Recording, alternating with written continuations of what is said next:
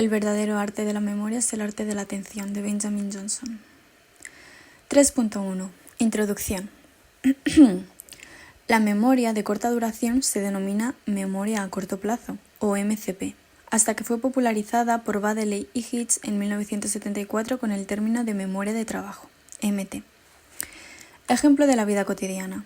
Si preguntamos ¿cuánto es 18 por 4?, seguro que primero calculamos 8 por 4 obteniendo 32, a lo que seguirán más cálculos, alterándonos con el almacenamiento y recuperación de datos numéricos provisionales. Ejemplo de Baddeley en 2020. Para contar cuántas ventanas tiene nuestra casa, se forma una imagen de nuestra casa intentando recorrerla, contando verbalmente cuántas ventanas tiene. Este uso activo, dinámico y manipulativo de la memoria es lo que define la memoria de trabajo en contraste con la memoria a corto plazo simple, un sistema de almacenamiento a corto plazo más pasivo. En ambos ejemplos existen procesos verbales, visoespaciales o atencionales implicados. Definición de la memoria de trabajo. Sistema de capacidad limitada para mantener temporalmente activa en la mente información para su utilización en diferentes actividades cognitivas cotidianas, como leer, calcular, tomar decisiones o resolver problemas. Aunque fue introducido anteriormente por Atkinson y Shiffrin en 1968 o Miller en 1960, le debemos a Alan Baddeley el uso mayoritario del término de memoria de trabajo en su intento de explicar y avanzar nuestra comprensión del funcionamiento de lo que ya se sabía sobre la memoria a corto plazo.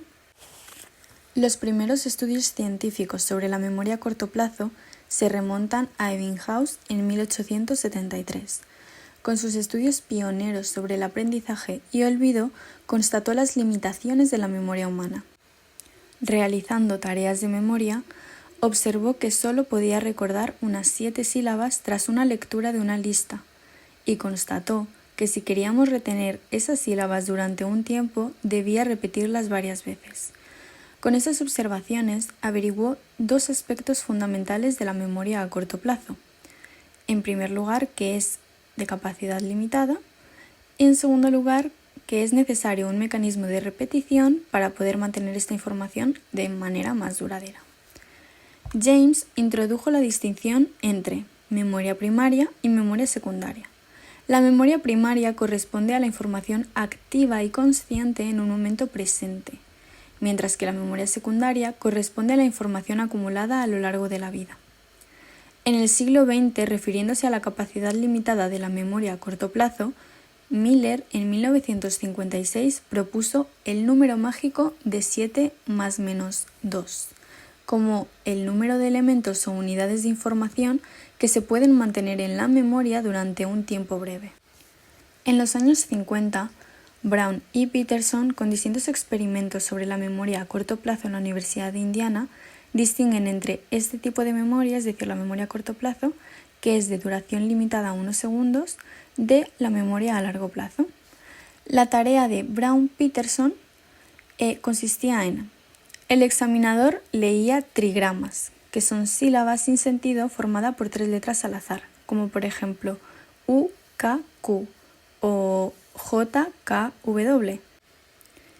Y luego enunciaba un número de 3 dígitos a partir del cual el participante debía contar hacia atrás de 3 en 3.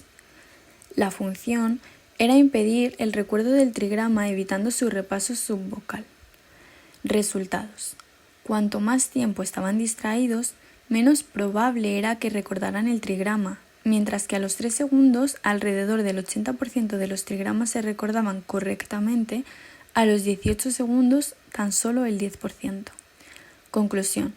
Existe un sistema de memoria a corto plazo que almacena la información durante unos pocos segundos y que es diferente del sistema de la memoria a largo plazo. La duración limitada de la memoria a corto plazo es una de las explicaciones del olvido, pero también lo es el papel de la interferencia ejercida por la tarea de distracción.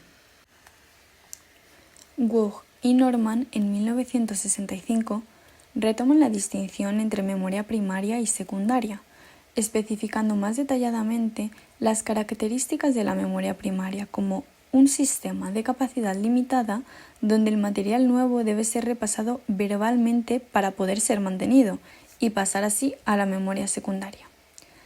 Atkinson y Shiffrin en 1968 hablan por primera vez de la memoria de trabajo como un buffer flexible de la capacidad limitada. En su artículo, el concepto de memoria de trabajo se centra en la idea de un buffer a corto plazo para almacenar y procesar la información verbal.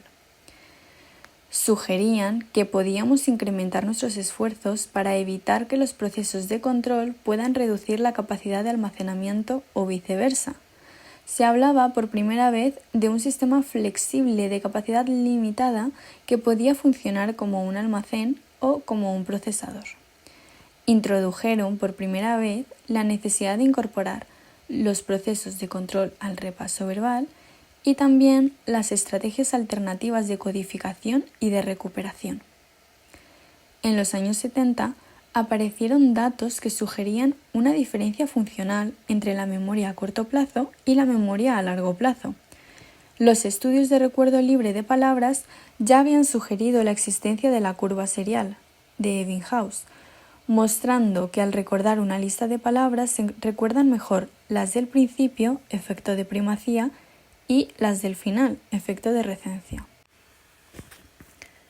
Si se presenta algún distractor al final de la lista, como el efecto sufijo, el recuerdo aparece perturbado para los últimos ítems de la lista, pero no para los primeros, lo que lleva a pensar que los últimos elementos de una lista se recuerdan debido a que permanecen accesibles en un almacén de memoria a corto plazo, mientras que los elementos iniciales se representan de forma más permanente en un almacén de memoria a largo plazo, por lo que su recuerdo no se ve negativamente afectado por la tarea distractora. ¿Vale? 3.1.1 De la memoria a corto plazo a la memoria de trabajo. El modelo de memoria de Atkinson y Shiffrin tenía limitaciones. La idea principal era que la información fluye desde los registros sensoriales, como el visual, auditivo, táctil, hacia el almacén de memoria a largo plazo, pasando por la memoria a corto plazo. El almacén de corto plazo, que es el puente hacia la memoria a largo plazo, es necesario para la transferencia de información hacia la memoria a largo plazo. Un déficit de memoria a corto plazo, por tanto, conllevaría graves problemas de retención a largo plazo. Se enfrentó a la evidencia proveniente de pacientes neuropsicológicos con un perfil que no podía explicar. Warrington y Chalice describieron el caso de un paciente que había sufrido un accidente de tráfico con graves lesiones parietales izquierdas y que presentaban un déficit severo en la memoria a corto plazo, con una amplitud de dígitos de 2 y sin mostrar efecto de recencia. Como su desempeño en tareas de memoria a largo plazo era normal, era difícil explicar estos resultados con teorías seriales de la relación entre la memoria a corto plazo y la memoria a largo plazo, y en las que las memorias verbales a corto y a largo plazo usaran las mismas estructuras. Sugerían un modelo en el que estas memorias tuvieran entradas paralelas. El modelo de memoria de trabajo de Baddeley surgió de la necesidad de responder a estos retos planteados por algunos pacientes neuropsicológicos en los años 70, que no se ajustaban al modelo de Atkinson y Shiffrin. 3.2. El modelo multicomponente de la memoria de trabajo. En los años 70, Baddeley y Hitch deciden centrarse en el estudio del funcionamiento de la memoria a corto plazo, en lugar de estudiar la relación entre la memoria a corto plazo y la memoria a largo plazo. Dado que no disponían de pacientes que presentaran déficits específicos en la memoria a corto plazo, ni disponían de técnicas que permitieran simular lesiones cerebrales, intentaron disimular esa condición en sus estudiantes mediante un método que consistía en mantener la memoria a corto plazo ocupada, mientras que simultáneamente se les pedía razonar, comprender y aprender. Utilizaron un método que se convertiría en paradigma experimental, que incluía 2 tareas simultáneas. La primera es retención de información, por ejemplo, de dígitos. Y esta a su vez con la ejecución de tareas basadas en el razonamiento, el aprendizaje y la comprensión, las cuales dependerían, supuestamente, de un sistema de capacidad limitada. Por lo tanto, tenemos dos variables dependientes que serían el tiempo de respuesta y el número de errores. Baddeley llevó a cabo uno de los experimentos más importantes. Los participantes tenían que decir si una frase que hacía referencia al orden de dos letras, por ejemplo, A sigue a B, ¿era verdadera o era falsa? Los resultados mostraron que las personas podían realizar tareas de razonamiento gramatical incluso cuando mantenían en la memoria y repetían secuencias de hasta 8 dígitos. Aunque es cierto que los participantes tardaban más en realizar las tareas de verificación de frases de forma proporcional al número de dígitos, podían seguir llevándola a cabo con una tasa de error relativamente baja, 5%. Esta tasa de error se mantenía constante independientemente de la carga de dígitos, de 0 a 8, sugiriendo que la ejecución puede realizarse a pesar de la carga concurrente, aunque sea más lentamente. Esto apoyó la idea de la independencia de las funciones de almacenamiento y procesamiento en la memoria a corto plazo, por lo que Baddeley y Hitch deciden empezar a utilizar el término de memoria de trabajo. El énfasis de trabajo intenta disociar su visión de los modelos anteriores de la memoria a corto plazo. Su intención era destacar el papel de la memoria de trabajo como sistema que sustenta las actividades cognitivas complejas como el cálculo aritmético o la toma de decisiones rápidas, lo cual es un sistema fundamental para la cognición en general y pensamiento coherente.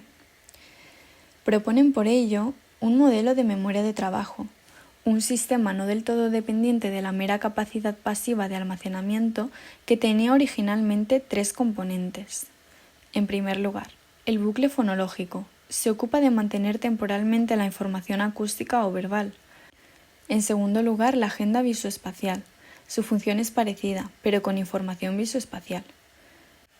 Y finalmente, el ejecutivo central, una especie de gestor atencional que se encargaría de seleccionar y manipular la información de los dos sistemas esclavos.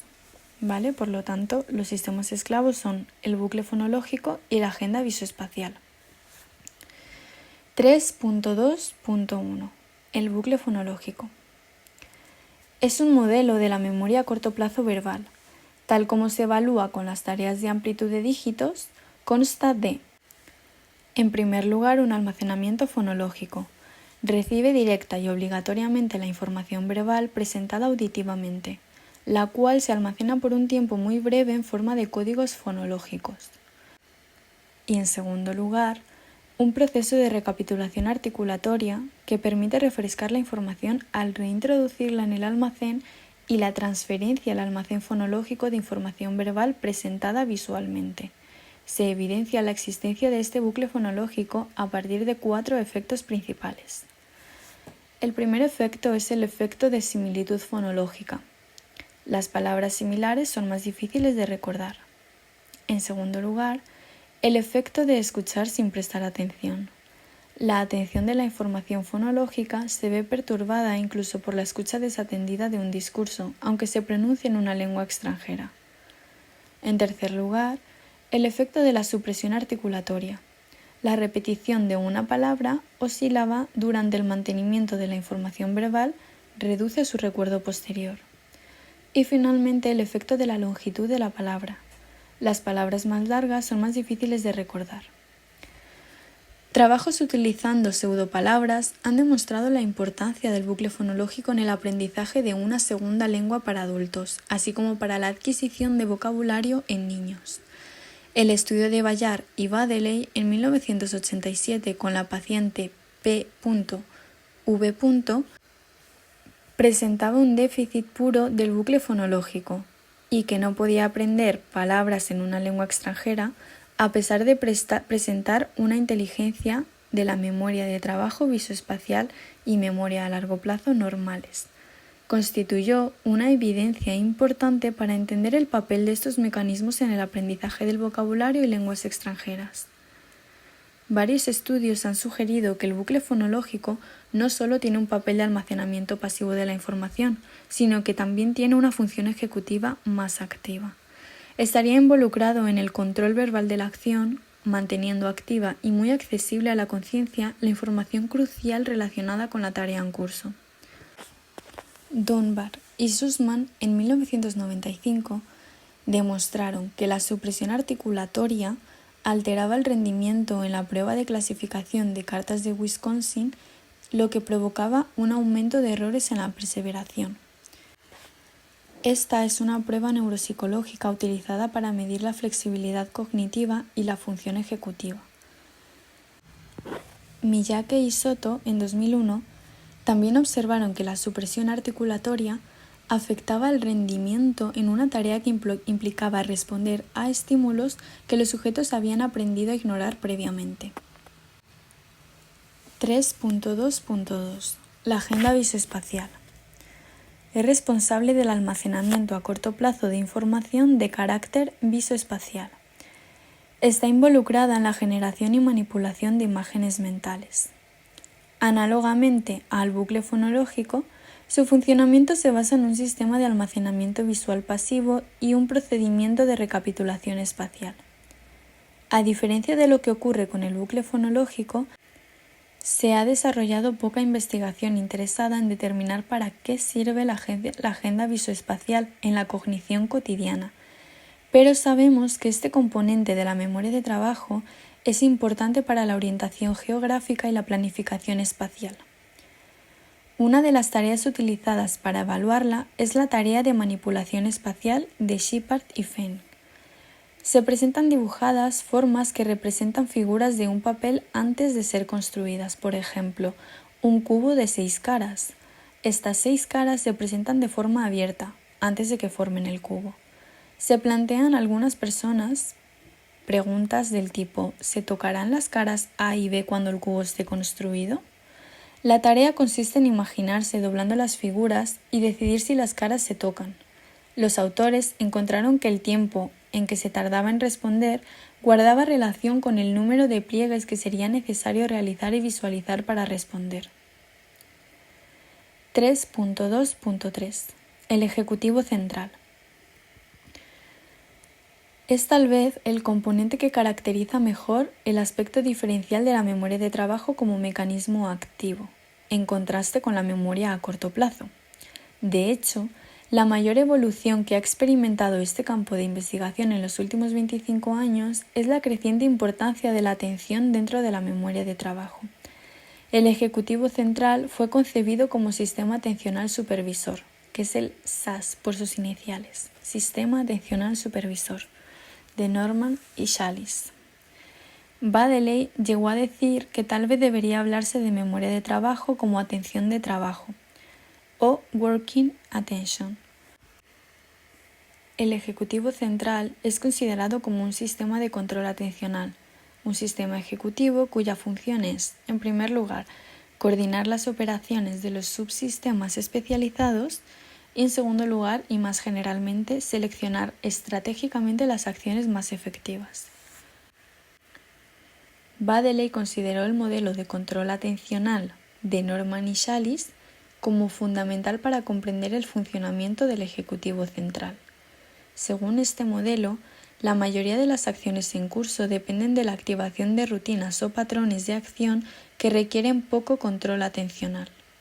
Cuando surge un conflicto entre rutinas, se maneja mediante procesos semiautomáticos de resolución de conflictos, que sería el dirimidor de conflictos. Por ejemplo, conducir cuando se tiene experiencia no requeriría mucha atención controlada. Existiría también un sistema de supervisión atencional, el SAS que mencionábamos anteriormente, que intervendría cuando la elección semiautomática de planes de acción no es suficiente. Por ejemplo, cuando las tareas requieren toma de decisiones y planificación o cuando la situación es nueva o peligrosa. El SAS cumple varios tipos de funciones relativamente independientes, por un lado la planificación y por otro la inhibición. Recordemos que el SAS es el Sistema Atencional Supervisor, ¿vale? Que fue concebido así por Norman y Shallis. Las funciones ejecutivas que corresponderían a las funciones del lóbulo frontal suelen ser definidas como habilidades cognitivas requeridas para controlar y regular nuestros pensamientos, emociones y acciones.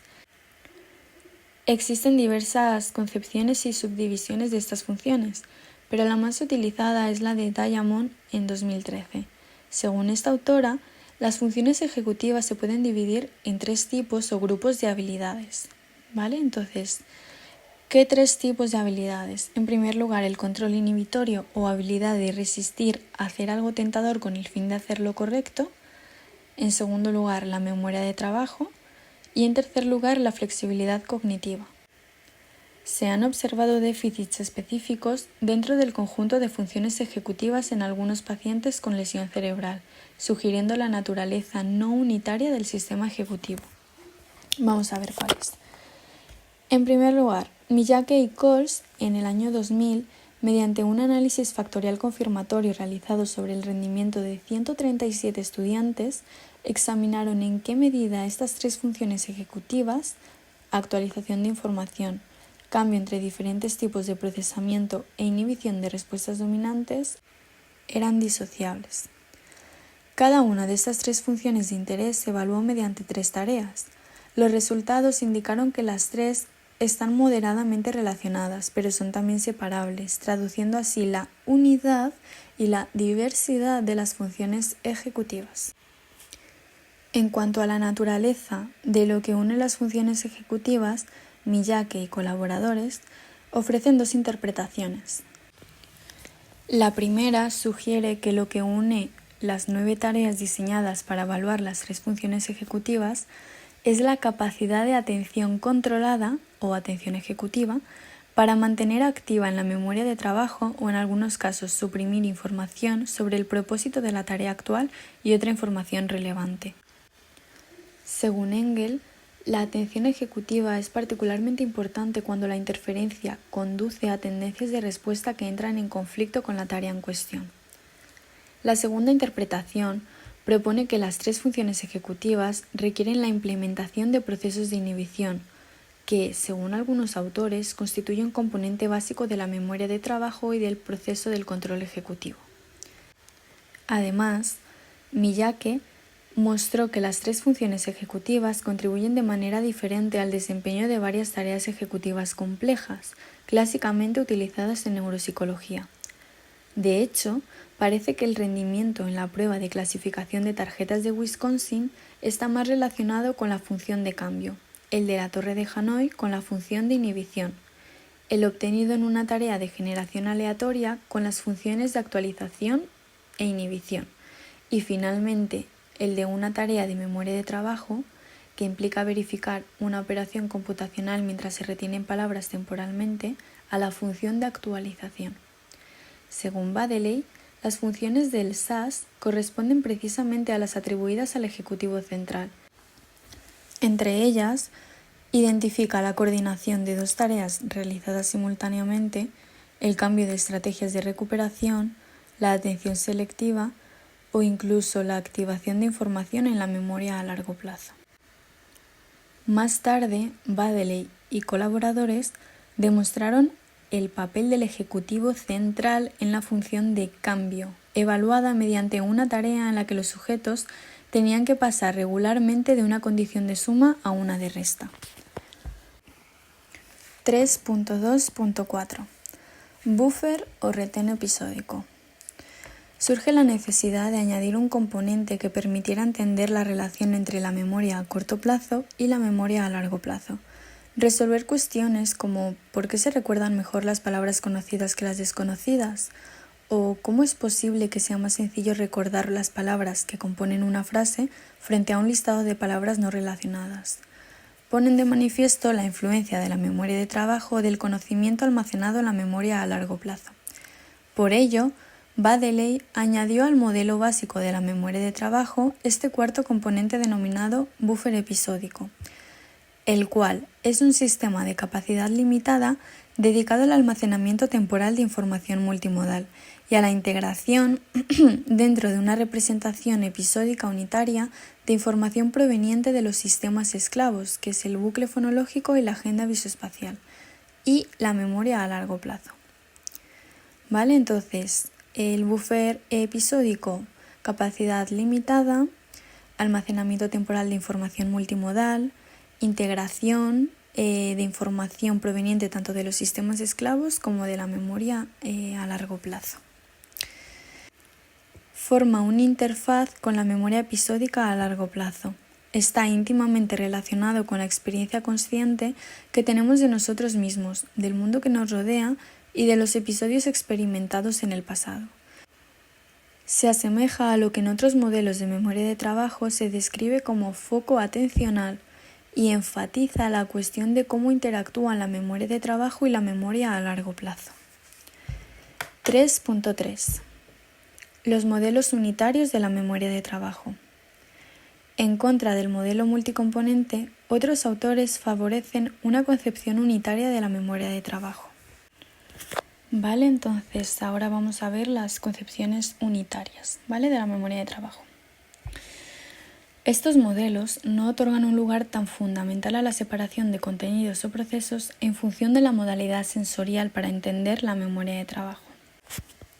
Dos modelos de esta concepción y uno tercero que los integran son: número 1, el modelo de Cowan; número 2, el modelo de Engel; y número 3, un tercer modelo más reciente que combina aspectos de estos dos modelos anteriores y desarrolla una visión computacional de los procesos involucrados en la memoria de trabajo. El modelo de Cowan encontramos de manera similar a la propuesta por Baddeley un componente de almacenamiento y otro de procesamiento, pero con la diferencia de que define la memoria de trabajo como el conjunto de procesos cognitivos que retienen la información de una forma inusitadamente accesible. Según este modelo, este sistema está formado por toda la información encontrada en un estado de accesibilidad, permitiendo su uso en tareas en curso, almacenamiento, y por mecanismos que mantienen este estado, procesamiento. Sugiere que los componentes de la memoria de trabajo forman parte de un conjunto de procesos integrados. La memoria de trabajo no estaría separada de la memoria a largo plazo, sino que representaría un subconjunto de ella, como información activada en un momento determinado. ¿Vale? Entonces, la memoria de trabajo está unida a la memoria a largo plazo y representa un subconjunto de ella. Dentro de esta información, un conjunto más pequeño está en un estado de activación muy alto, constituyendo el contenido de un foco atencional o contenido de la conciencia.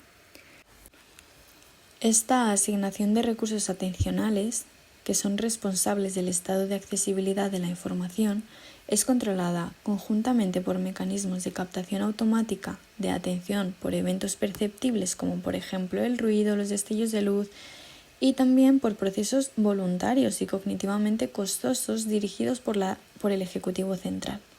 Para Cowan, la capacidad de foco atencional se sitúa entre 3 y 5 elementos o chunks de información en un adulto sano, y no de 7, como había propuesto Miller. Por otro lado, para Engel, la capacidad de la memoria de trabajo tampoco es meramente una capacidad de almacenamiento. Al igual que para Baddeley, eran importantes procesos atencionales o ejecutivos de la memoria de trabajo. Correspondería a la capacidad de controlar y mantener la atención frente a las interferencias, para así mantener los objetivos relevantes.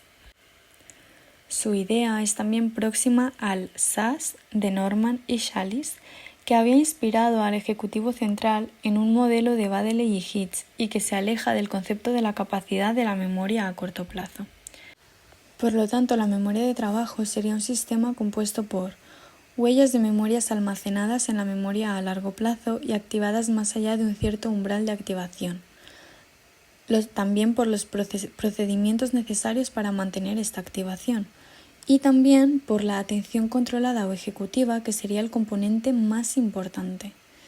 La información se almacena en códigos específicos, como por ejemplo en el bucle fonológico o la agenda visoespacial, pero habría potencialmente otros códigos, como el táctil.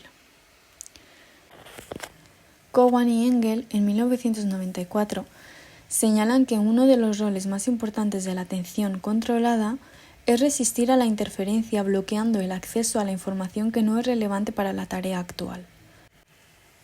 Encontramos en varios modelos la idea de que las capacidades de inhibición son una de las determinantes de las diferencias interindividuales.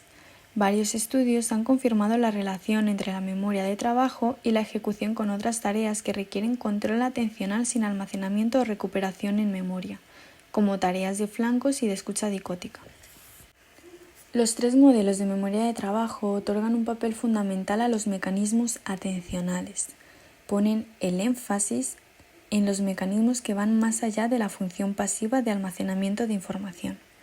Además, están arraigados en la tradición experimental, pero mientras el modelo de Baddeley tiene en cuenta la evidencia neuropsicológica, Cowan se centra en el desarrollo de la memoria a lo largo de la infancia y Engel en las diferencias individuales. ¿Vale? Entonces, el modelo de Baddeley tiene en cuenta la evidencia neuropsicológica, el modelo de Cowan se centra en el desarrollo de la memoria a lo largo de la infancia y Engel en las diferencias individuales.